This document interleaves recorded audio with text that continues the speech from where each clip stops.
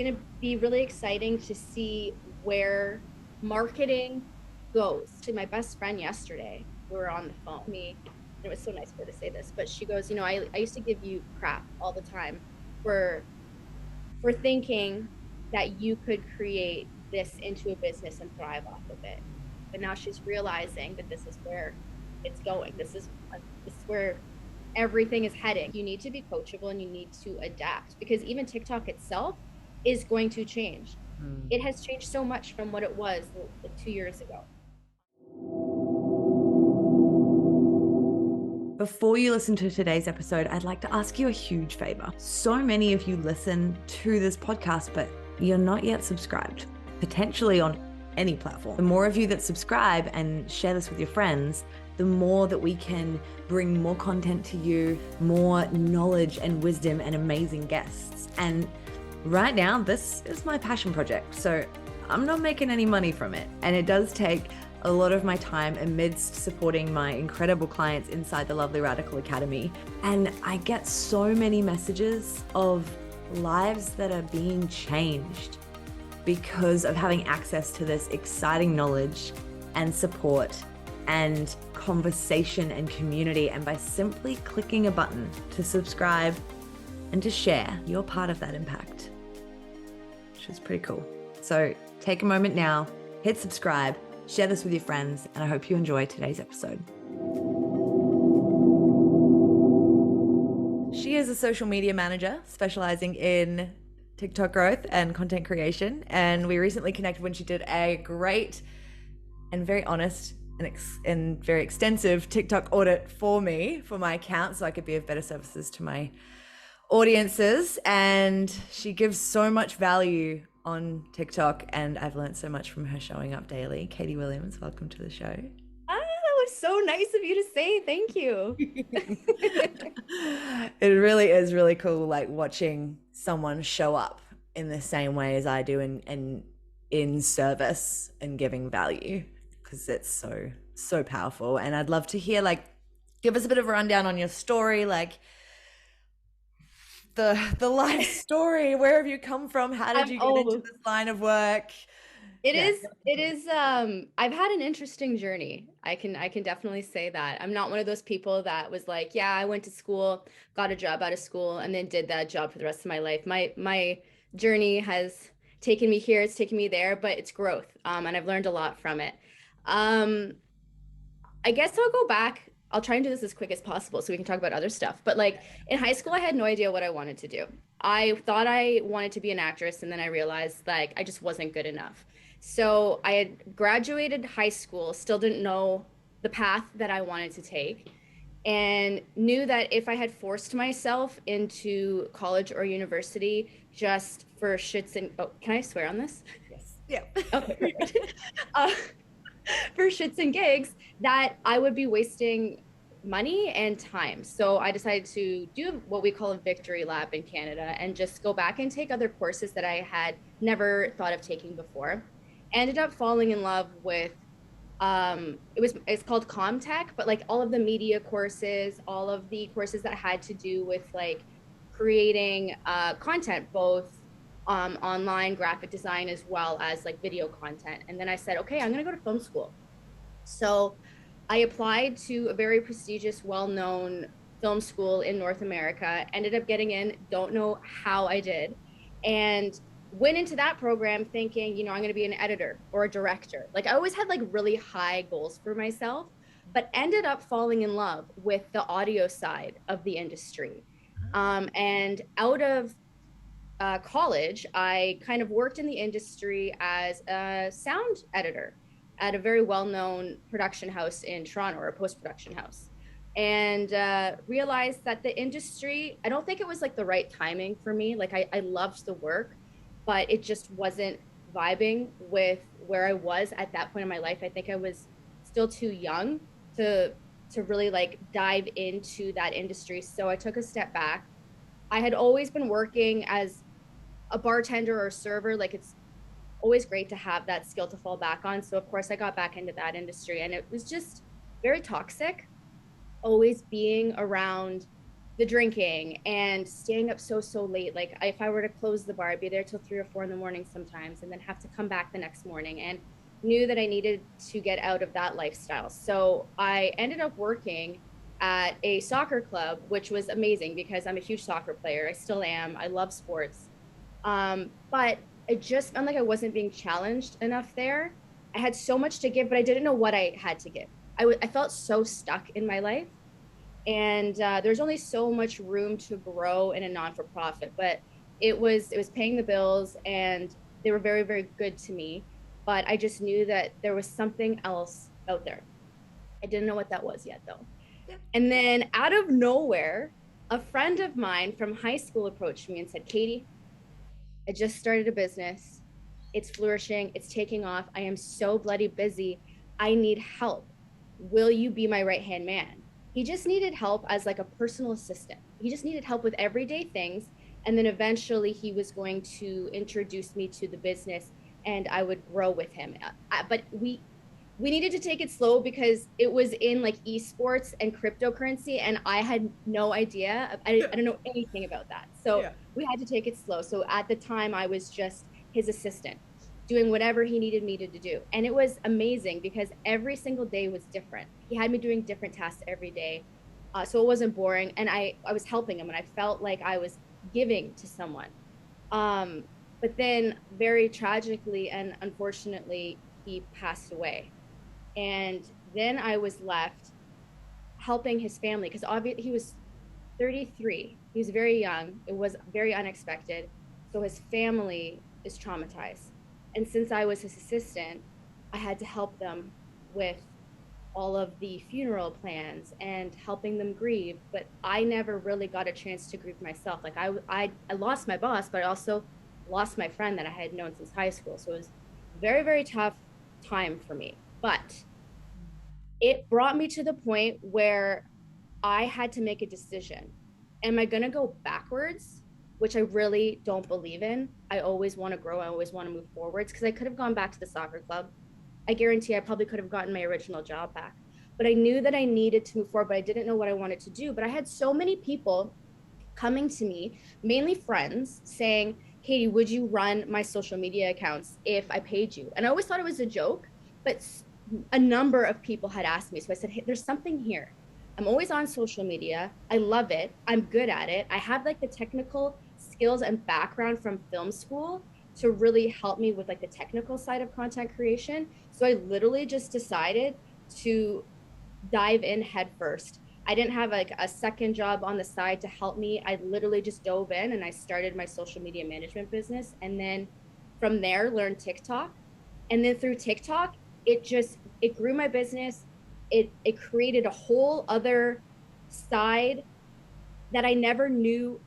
Like TikTok helped me so much because it's taught me so much and has led me to such amazing people like you. And I'm just able to really help people through the platform. So that's kind of the gist of how I got to where I am now. Yeah, that's amazing. And I love that you turned that challenging time into something that now creates so much impact. And Yeah. that's the stories that I love to hear because it's hard, right? Like when we get those challenges, it could be so easy just to revert and hide away and create more problems potentially. And instead we can also choose to use that as fuel to create something. You mentioned because of working in the as a server that you recognized that world of drinking and that wasn't serving you.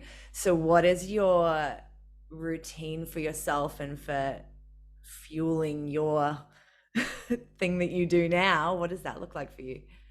Like, are you just talking about like my daily routine, what gets me out of bed in Yeah, the like is there morning, what keeps something me that going? you are there things that you do or things that you maybe avoid so that you have the energetics to show up for what you're Yeah, doing? well, I mean, I always set goals. And if I meet those goals, then I set future goals. And that kind of keeps me going with regards to keeps being in the right mindset work-wise, but just like being overall healthy, healthy mindset, healthy living. Um, I'm a big gym goer. As I said before, like I love sports. I play soccer 3 times a week, so I'm very active. That Mm, helps me a lot. I do try to eat as healthy as possible. Um, and I'm super, super bad at this. Like I know my my job is on my phone. yeah. And I'm on my phone late at night sometimes, and I'm really trying to put the phone down at a certain time. It's hard. But I would say making sure to stay active, eating healthy, and getting a good night's sleep and drinking water. Like I'm trying to drink more water. Yeah. Hydration station. Um, but yeah, it's simple, simple, and it's almost like back to basics. Like we've all heard it before, but Mm. it's so, so important. Yeah, absolutely. I was talking to Caitlin Burns, who's another content creator, about this, and because she puts out a lot of content as well, and she's got other stuff going on, and we were just like, it can, like, when you're adding this extra stressor of blue light and scrolling and dopamine, it can just be like just more water to the brain and take a bit better care of the diet and reduce stress in Can some you other believe areas, that maybe. I don't I don't have blue light glasses yet? Like someone in my field of work should definitely have blue light glasses, and I keep putting I like I don't have know them, I forget to use them. right because I don't wear glasses normally, so I'm like I would really have to try and create that habit to put them on. Yeah, yeah, it's fun. Have you experienced a version of your own imposter syndrome at all showing up in this role that you hadn't necessarily prepared to show up as? Yeah, so one of the things that I learned from one of my teachers in college was fake it till you make it. And everyone has probably heard that before, but it really resonated with me. And I wasn't necessarily faking it because I definitely had a good knowledge from the beginning. That's why I decided to, I mean, put everything on the line and start a business and like completely support myself financially through this business. I obviously had like some sort of knowledge or basic knowledge, but yeah, then all of a sudden you show up on, let's just say TikTok, for example, which is a huge platform with billions of creators. And a lot of them have been in the industry for a lot longer than I have. But like you need to show some sort of, you need to be confident in yourself in order for people to really believe in you. So I did kind of struggle with pretending to be maybe someone that I wasn't. Um, but I just kept going and then kept forcing myself to learn. That's something that I really like to do is research because I don't like to fail, so I always try and like keep on top of gaining knowledge in my field. And the more I learned, the more I could apply to my content Mm. and then the ball gets rolling. You know what I mean? And then I don't have to struggle with pretending to be something that I'm not. I think a lot of people, a lot of content creators are afraid that they're going to get called out on not knowing what they're talking about. But as long as you continue teaching yourself and continue learning and then creating content along the way, then you'll eventually get to that point. But if you just don't start at all, you're not going to get anywhere. I mean, that's just kind of logic, right? Yeah, exactly. And that's how you build confidence. Like you nailed it there. Like just continuing to do the thing that you are feeling excited about or driven to create, and you actually start to stack it. Like there's a lot of talk at the moment about like the word fake or the word authentic in the Yes. industry. And yet it's also interesting because people are always being authentic. Even when they're maybe copying someone else, that's actually authentic for them in that moment. And so it's interesting when that judgment is passed on, like if we're faking or if we're pretending or if whatever it is, we're being inauthentic, but everyone's always being authentic to themselves in any given moment. It kind of bothers me a lot because you're a complete stranger to me. You don't know who I am. So how the hell do you know if I'm being authentic or not? That's completely unfair for you to judge me in Yeah, that way. Do you know what I mean? yeah, absolutely. Do you find in the like seasons of growth when you are putting out a lot of content, you're doing all the things, like is there any self-sabotage that shows up for you in any way? What do you mean? Like, do you think that I'm kind of faking it? What do you mean? No, no, no, no. So like Like if I'm self-sabotaging okay, I'll tell you, just in general in I content self creation. sabotage in other forms of in other parts of my life, Kat. I'll Okay. tell you right now, not Okay. so much in the TikTok and the career side, in my love life. I self-sabotage like crazy. Okay, I need help there. Maybe you can help me there. Yeah, we'll talk. It's honestly, it's so funny though, because people, a lot of my friends, I'm the one that they come to for advice in everything. But do I take my own advice? No, no.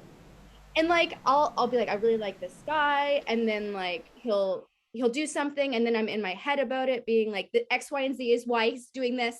And then I just self-sabotage everything, and I get in my head. But yeah, that's the love life. I don't know if we want to Yeah. talk about that. Yeah, no, and that's totally fine. And I love that you mentioned it, because that's the thing, is we can be so laser focused in our area of expertise, in our job, in our whatever. And maybe that then means we neglect, it's not the right word, but like aren't able to map that across to other areas yet. And when you have the kind of momentum you have in this, you'll be able to map that across, which is exciting. But I won't nudge into you for details on that. We can talk about that later. Yeah, we'll save everyone. Yeah. No, I'm sure it's great.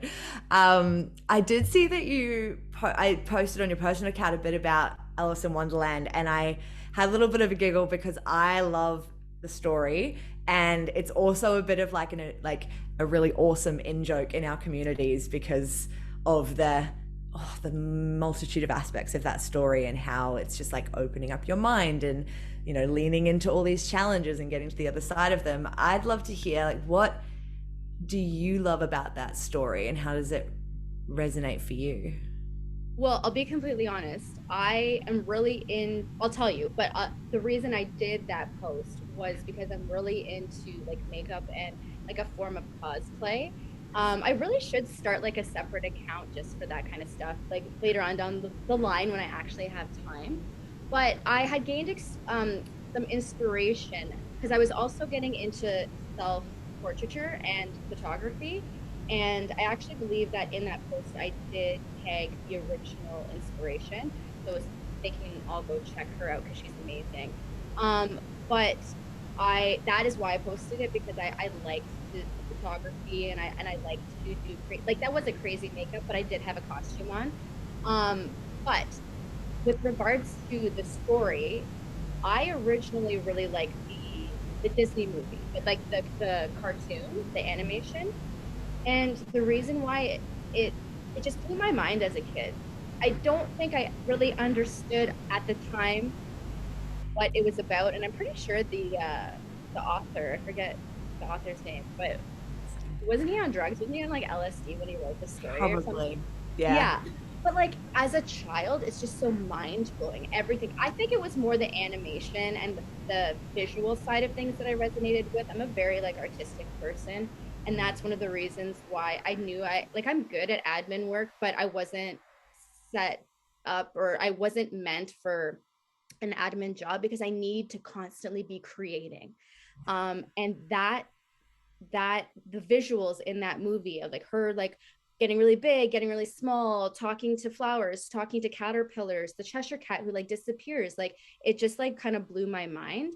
But it's not necessarily that I resonated with the actual story, but I'm interested, like what do you resonate with the story, because you brought it up for a reason. Yeah, it's I mean, you kind of touched on a few really interesting points there, and there's so much in that story that could relate to life, or could relate to the hero's journey, or the self-development and evolution journey. Like, you know, you follow the white rabbit, which is the thing that is like, oh, maybe I should follow this thought thread or this passion project or whatever it is, and then you maybe fall down a hole into a whole new reality of like challenges and tests and interesting characters. Some of them are great and some of them are not so great, but all of it serving like the whole purpose of you getting to where you're supposed to go on that journey.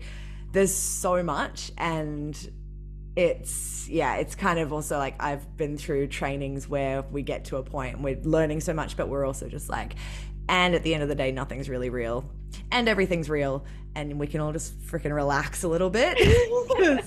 Just have some freaking fun as well as doing all of this heavy work.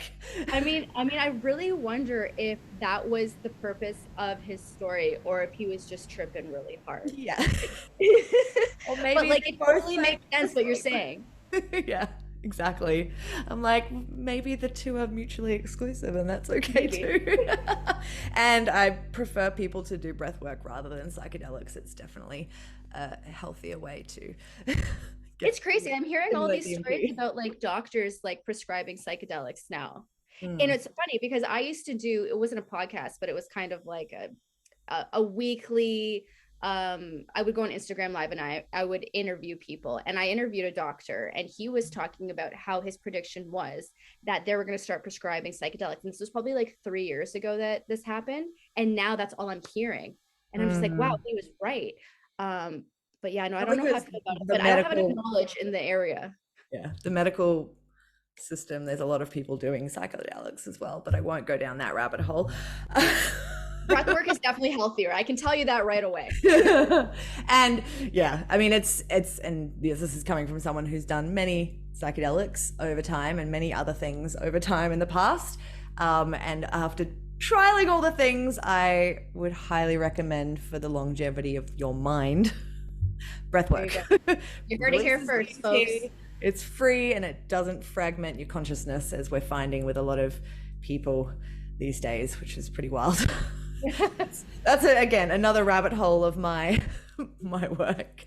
Funny enough, on that, like we kind of touched a little bit on being online a lot about how do you go with, I know some people are calling it TikTok brain or social media fatigue. Do you have any kind of schedules that you try to follow, or? It's difficult. So I have a lot of clients and a lot of people that ask me about this because they do run into like a burnout of some sort. And I completely get it, because in order really to keep up, you have to be consistent, and it does take a toll on your mental health, and it takes time, and eventually you feel like you've come to a roadblock. So what I do, and I always tell people to experiment, because what I do might not necessarily work for you, the way you think, your lifestyle, your schedule. So I like to do content shoots. In fact, I actually did one today. And that's where I collect all of my ideas that I've accumulated over either a 2-week or a 1-month span. And I kind of organize them into the different types of content that I always want to make sure that I'm posting on my profile. And I just go and I record everything. I don't edit it because just recording takes a long time and I don't want to overdo it. So I try to do that. Now, with that being said, sometimes ideas will just come to me. And if I have time to record it right then and there, I do prefer to do that because it's fresh in my mind.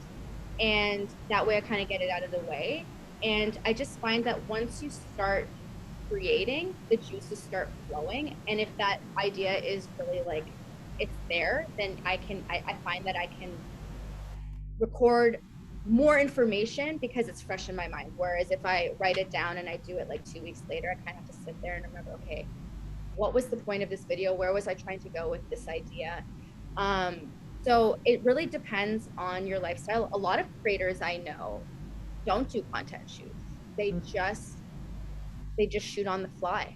And they have the ability to do that because of, I don't know how they're making the money. Maybe it's a lot of residual income and they don't necessarily have to work in front of a computer, or they have to go to their job for 8 hours a day, right? So they have the ability to shoot on the fly. But I do a mixture of both. And that kind of keeps me going.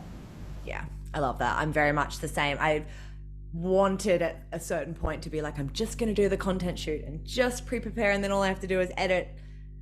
But then there's so many ideas on the fly, and they just they are really, you know what, fun. Life happens, right? And like, if you can't do a content shoot, like if you had set it in your calendar and you're like, I'm going to do it, and then something happens, you shouldn't feel bad about that. And I say that all the time on my videos to my clients. I went, hey man, there's no rules to content creation. There's no right way to do anything. You have to experiment and you have to figure out what works best for yourself. And if the way that you're doing things doesn't align with the way that someone else is doing things, you shouldn't feel bad about it. And you shouldn't feel like people are judging you, right? Like you have to really find out what works for you. Yeah, absolutely. And I've mentioned it before as well. Like it's about remembering like the long term goal rather than like potentially some short term fatigue. Like obviously take care of the physical body, and then it actually can have so much more energy to move you through a season of growth, whether that's a year or year and a half or whatever. But that can then create that audience or that, you know, community that you talk about to build income, and then you have more time to play with more strategies. So this is just a personal question for me because I just find it interesting, and I've done them too. Like, what's up with the people doing makeup and talking to the camera? Is it a thing, or is it just because people just don't have time? No. Could you imagine? They're like, oh my God, I just have to get this video done, but I literally have to go to work. I mean, some people might be doing it that way. Yeah. Okay, so it's two things. I think people that like to do content shoots, they might as well be killing two birds with one stone. Because personalized content is really in right now. So it's like, hey, like it's a window into my life. Like they're talking directly to one person. They're not talking to like the sea of TikTok people, right? So it's like, hey, like you're here, you're doing we're doing our makeup together. But mainly, I honestly think it's a tactic to keep the person watching because it distracts them. A lot of people will scroll and be like, what are they doing? Especially if like the makeup is like halfway done, or if they're doing something like out of the norm and it catches your attention. It's just something that is, there's movement on the screen and you're curious. I find that I've watched the whole video and I go, oh my God, like she was just doing her makeup, but you're subconsciously also listening to what they're saying.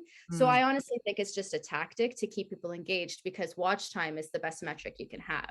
I mean, the longer a person watches your video, the more that the algorithm realizes it's good quality content. People want to watch it. So it's going to push it out to a wider audience. So I think personally it's a tactic, but it does work because I find myself watching full videos when people are doing their makeup, and it could be in a topic that I'm not necessarily that interested in.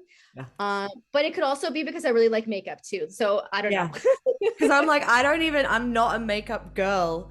And I'm still like, I kind of want to know what it looks like at the end. At the end, right? It's always that final result, right? It's because think about like when you see like before and afters or like the transition videos where the girls do it could be like Halloween makeup or even just like going out makeup, but like all of a sudden it's like, bam, and they look so different. You want to see that final result. So yeah, I honestly think it's just to keep people watching. Yeah, it's interesting because even some of my more viral videos have been while I'm doing something else, especially the one cutting the mango.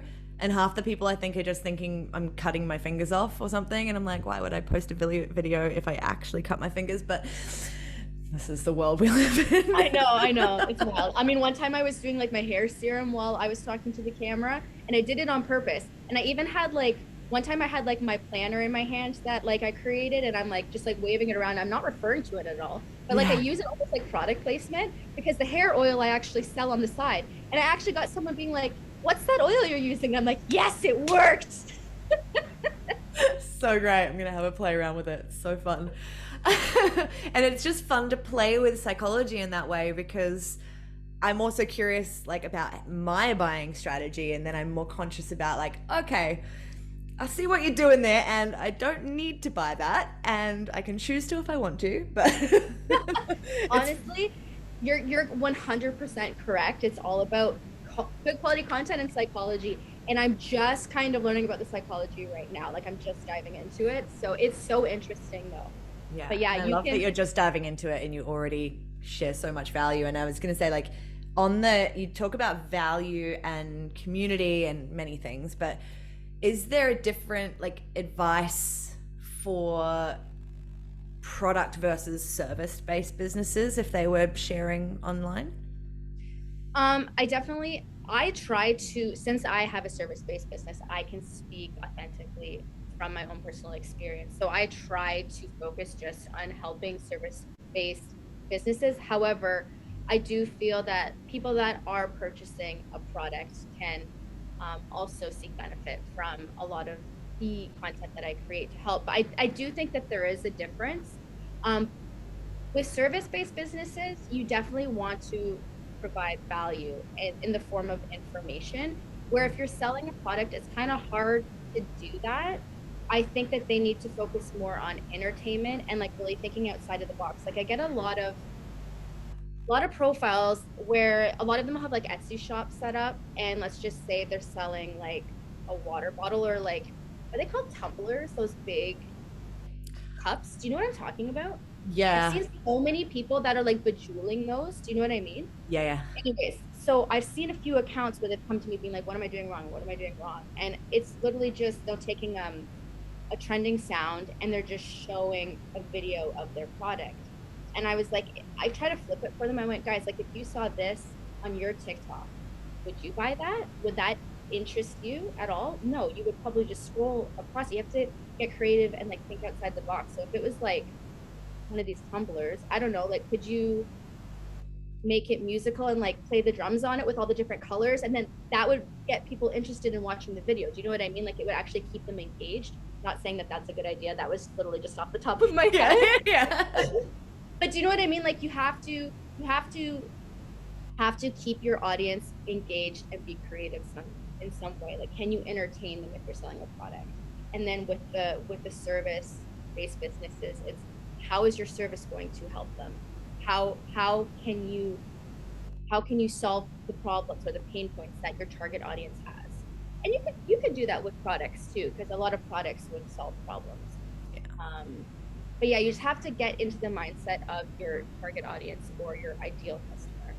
Yeah. And I love the value and community piece, because we're also just living in a space now where we're so connected, but we're also so disconnected, and everyone's just seeing things through a screen. And when they can see a face, it builds so much more trust and connection, I think. Oh gosh, like don't even get me started on that. How I understand it's hard for some people to get on camera. I completely understand that, but practice makes perfect, and you're 100% correct with like connecting with people face to face, even if it is through a camera.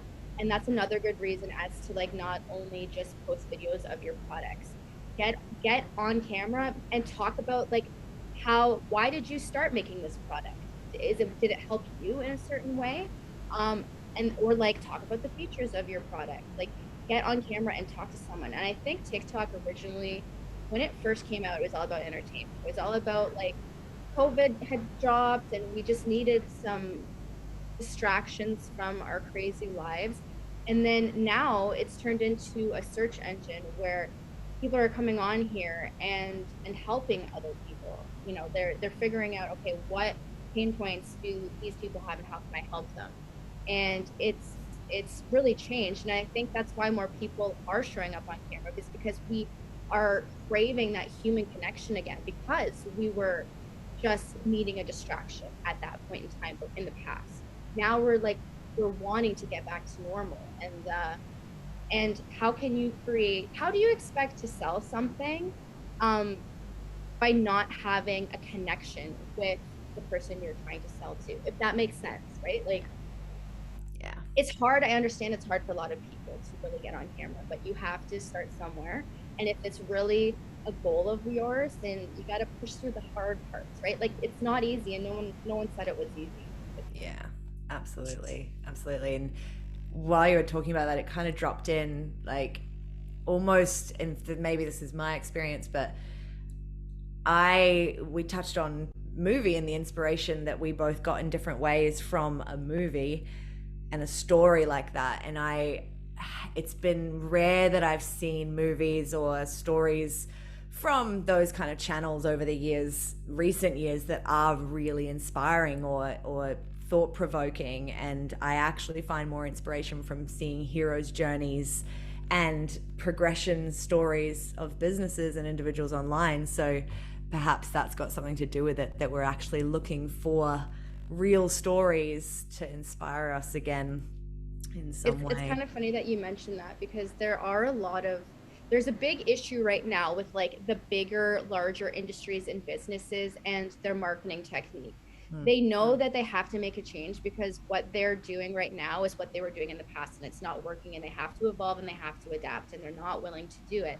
And they're seeking advice from people that are thriving as like these, I don't want to call them mini creators because they're not, but like they're not working for like Apple or something. They're creating their own online presence, but they're so successful, and they're coming to them asking for advice, and they're saying, you need to come down to our level, and they're not listening. So it's gonna be really exciting to see where marketing goes, because this is blowing up. I actually, my best friend yesterday, we were on the phone, and she said to me, and it was so nice for her to say this, but she goes, I used to give you crap all the time for thinking that you could create this into a business and thrive off of it, because she's like very anti-social media, but now she's realizing that this is where it's going. This is where everything is heading. So it's just crazy how things can change, but you need to adapt, and you need to be like, even as like a small creator, like all these creators on TikTok, you need to be coachable, and you need to adapt, because even TikTok itself is going to change. It has changed so much from what it was like 2 years ago. So Yeah, I love that. I love that you touched on a friend kind of coming back around as well. I've had a few of those in the last few weeks. Funny enough, I don't know what's in the energy, but it's been like messages of like, you used to trigger the fuck out of me and I hated you. And I'm like, what? We like bumped into each other on the street. You hugged me, like, and then being like coming full circle. And I'm like, okay. And I think that's a great point for anyone who is doing anything in this arena and worrying about being seen or worrying about judgment, is that if you're being called to do it, like, it's for a purpose, and you may help some people you don't know before it touches the people that you do know, and that's okay too. Yeah, I mean, I had someone in my comments the other day, because I kind of want to do another series, I think, on just gaining confidence in yourself and showing up on camera and giving people tips on how to do that. And I had someone in my comments say, I'm just so worried about being judged by others. And I think that's such a common feeling for people. But I responded to her being like, well, what about the people out there that would actually relate with you? What about them? Yeah. Because you're doing them a disservice by not showing up, right? Because there will be people that can relate to you. And that's the most important part, is you helping them. Who cares about, you're always going to have people judging you. It's really sad to say, but everyone is judgmental to a certain degree, I feel. Yeah. And for whatever the reason why they're judging you, that's their problem. Let them deal with it.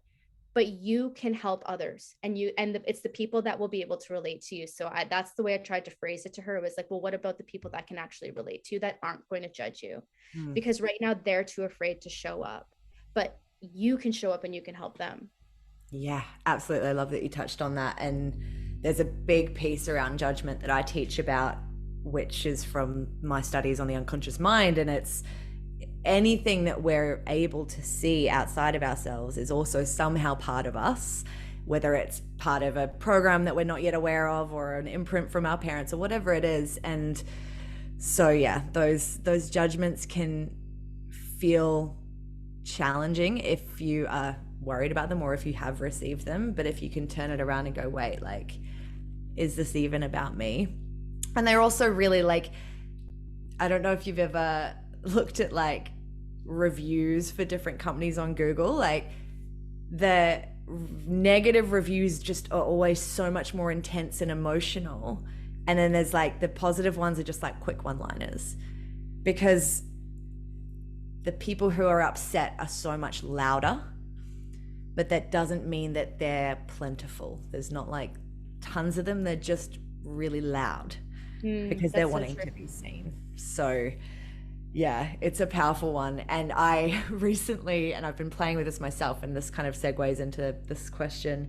I heard David Goggins on an interview talking about how he'd had his assistant take all of his hater comments and turn them into a spreadsheet, which he then read to himself and recorded it, and then he would listen to it while he worked out, all of his hate comments, so that he could take what people were saying, and if he was upset or triggered by it, he could work out why that was, so he could like strengthen his own, like, because whatever, you know, if we're triggered by something, it's touching something in us. And I've been doing that recently with any of my kind of hate comments, and it's really fun. And like, what is this triggering? I'm just like reading through stuff, and I'm like, that's fine. Like, I've worked through that. And then it'll be like, oh, and then I'm like, okay, well, that's me. You don't need to respond to that person, the faceless one on the internet. But if that's hitting you, user 38526. Yeah, that's my next level of work, and I can educate myself on that. Have you experienced haters on this platform? And if so, how do you navigate what I would say is quite intense reactivity from people sometimes? Yes, I feel like everyone is, if you're in the limelight, if you're in the social media space, if you're online, you're gonna have haters. Yes, I have dealt with my fair share of haters. Most of the time I just ignore them, or I'll try to come up with like a clever response, which ends up having them laugh and like apologize after. I've actually had that happen where I can't remember exactly what it was, but let's just say the person was like, oh, she has like 3 followers. I'd be like, I know, it's embarrassing. Like, I would just like come back at them with not love, but like just try to like laugh it off almost. Yeah, something that you didn't expect. Yeah. But there have been people that have triggered me.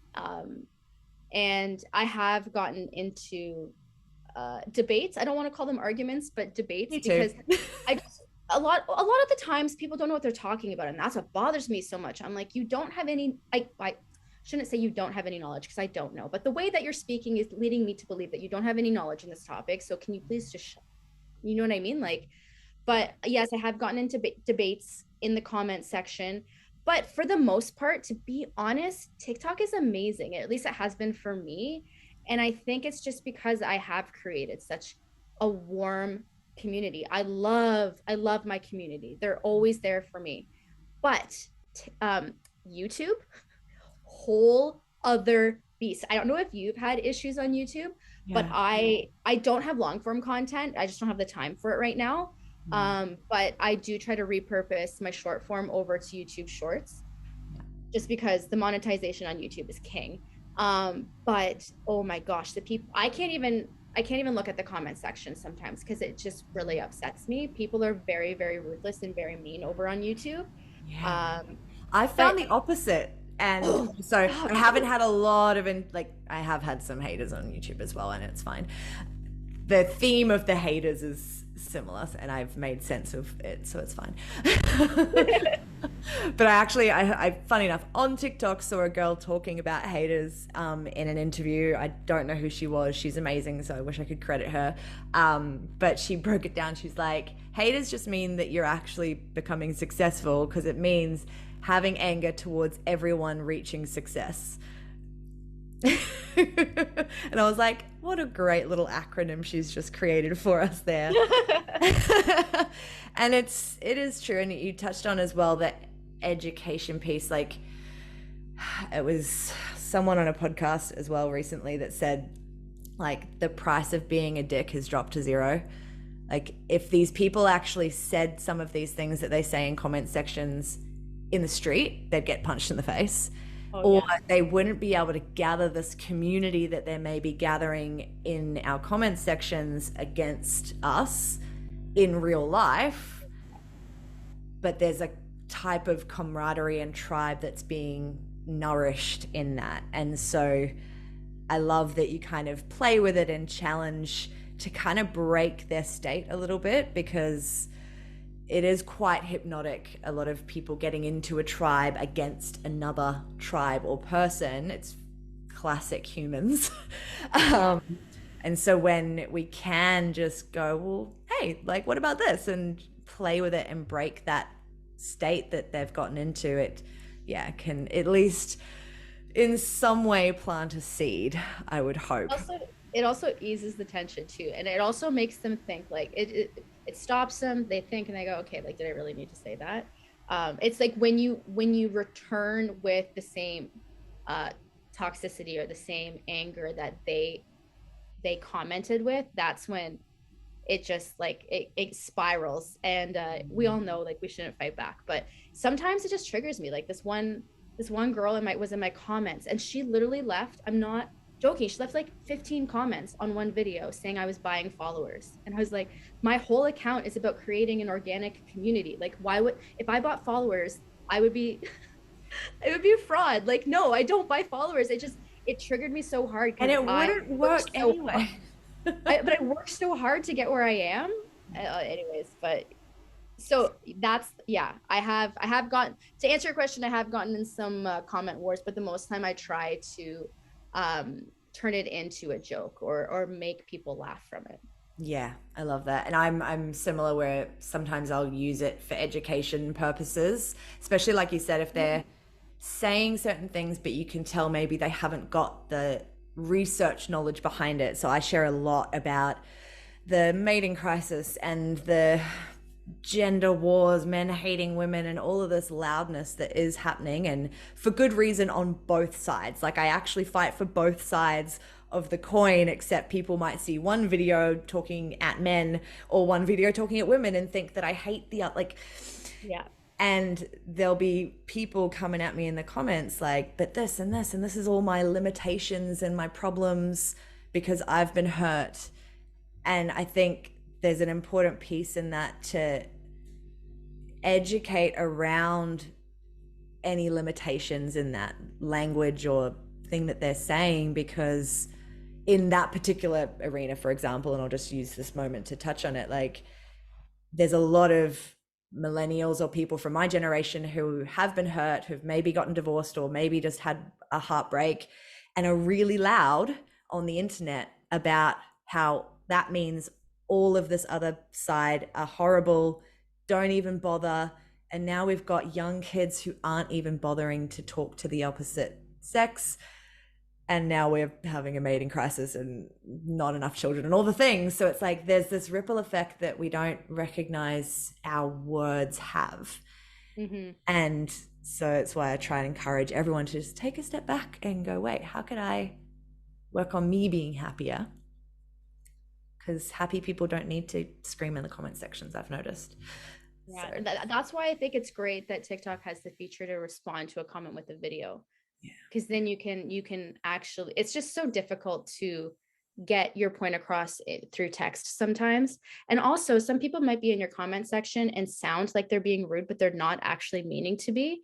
It's just like if you send a text one way and then you send it, you could send the same text message with like an emoji and it just comes off different. Do you know what I mean? It's so hard to understand how the person is speaking through text. But yeah, as you had touched on, maybe trying to educate them further on the subject. That's why I think that feature is so incredible. Absolutely. And I love that you touched on like the tone of voice that we might hear in our own mind, or for me, even when I'm responding to something, if I've heard it in an aggressive tone, sometimes when I go to create the response in video, I'm like, oh, hold on, just like, can you calm down? Because I'm super passionate about this person finding their happiness. But if I have a forceful tone, it's going to come across as I'm fighting them. They won't actually hear, or other people are going to perceive me as like attacking. So it's like, that is so powerful, like actual tone of voice, but then also, can we challenge how we're actually hearing it when we read a piece of text? There's I don't know if you've seen this, there's a great, I think it's like a comedy skit, but I saw it as a TikTok, and it's like, sorry dude, missed your text, like I assumed we'd meet at the bar. And then the other guy's like, sorry dude, missed your show, I assumed we'd meet at the bar. And like, it's just back and forth. I've seen something like that. I think it was like a different version, and it was like a boyfriend and a girlfriend talking. Yes. And it was like, he was so casual about it, and she was like, what? I know exactly what you're talking about though. It's so powerful. And it's like, we are going to, and this is a protection mode of our brain, is that we're going to perceive things differently if we're in a heightened state than what they might actually be. So that's why it's so great to start to learn emotional intelligence and about our triggers, so we can go, wait a second. It's so interesting. Is this a problem, or am I just like making it really bad in my head because my brain's trying to protect me?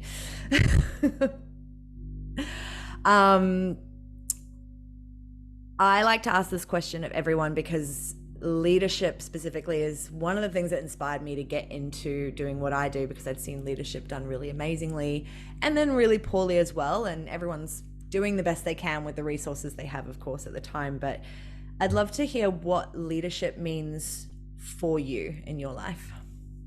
I think leadership just means, as long as you are trying to help, I don't care the amount of people you're helping. You can help one person, you can help 2 people, you can help 100. But if you're helping someone, then I think you can consider yourself a leader. And I think a lot of people are just like, oh, like I don't have 1 million followers, so like I'm not worth it. No, like if you can help someone with, it doesn't even matter what you're helping them with. You can help one other person, you are a leader. That's my mentality, at least. I love that. And it's funny, you have, because you're from Canada, you have the same accent as Drew Dudley, who I'm interviewing next week, who does this amazing TED Talk on leadership. And you even just sounded like something he says in that TED Talk. I was just like, oh. And that was a big reason why I got into business as well, that TED Talk. So it's so true. I think we make leadership this bigger thing than it needs to be when we can lead ourselves and maybe lead our child or one other person, and then we've actually impacted so much. So tell me, what are you excited about in your life at the moment, and where can people find you and connect with you? What am I excited about? I'm excited to see like where my business grows to, because like when I first started, which was just under a year ago, not that long, I like had this mindset, and this is one of the things that I've learned so much like through this journey, is that I had this mindset that I had to have everything perfect. I had all my ducks in a row, everything in line before I launched my business. And then I figured, okay, yeah, I have everything perfect, everything's good to go. I launch it. And then I just had this need to start changing it, but like there was something inside of me that was like, you can't change it because like it needs to be this way. Like I have to, it's just the way that I think. But then the more I let go of that and changed my mindset to, it's okay to adapt and it's okay to be flexible, because when you do that, the reason you're doing it is because you're helping someone, right? Like I slowly over time realized that maybe some of the services that I had in my package weren't benefiting my clients, but X, Y, and Z would. So I should take that and add it to my package. So I think that I'm excited to see where my business goes, because before it was just strictly social media management. Now I'm offering a lot more TikTok based services, right? And that's how we met, was through one of the services that I offer.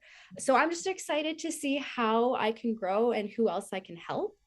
And then where people can find me, they can find me on TikTok, obviously. My handle's Content Queen, but content with a K. And then on Instagram, it's content with a K_creations. That's my business name, Content Creations. Love that. And I will put those all in the show notes so people can find you and connect with you. And I highly recommend the TikTok audit if you are wanting to grow your account on there, because it's amazing work. Thank you. This has been such a fun conversation, and I love all the different journeys we went on. And I look forward to working with you along the way and bouncing ideas off each other as we already have. It's been really fun. And I know this conversation will be of a lot of value to a lot of people. So thank you for being here. I hope so. Yeah. If you like that episode, then make sure that you click here to check out some of the other conversations with my amazing guests and friends. And if you really liked it, you can click here to subscribe so that you get notified each time a new episode goes up. And you can click down here to share it with your friends if there's something that they might also like to know. See you next time, lovely.